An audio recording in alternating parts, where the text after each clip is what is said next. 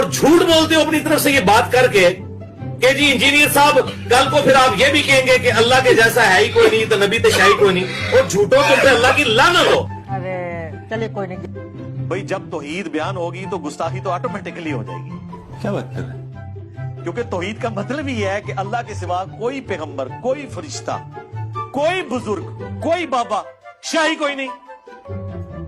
یہ سچ نہیں ہے نا ماں، یہ سچ نہیں ہے، نہیں ماں یہ سچ نہیں ہے، ماں یہ سچ نہیں ہے کہ کوئی انسان اپنا پیشاب بھی نہیں روک سکتا، ہاں وہ پیغمبر ہو یا ہم انسان ہو۔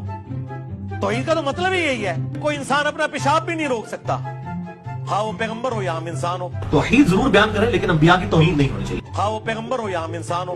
ایک بالکل بیلنس چیز ہونی چاہیے، جو جتنی بات کتاب و سنت میں آئی اس کو اس طریقے سے بیان کرنا چاہیے، باقی اس میں کوئی ایسی ایگزامپل بیان نہ کی جائے جس کی وجہ سے آپ صلی اللہ علیہ وسلم کی توہین کا پہلو ہو۔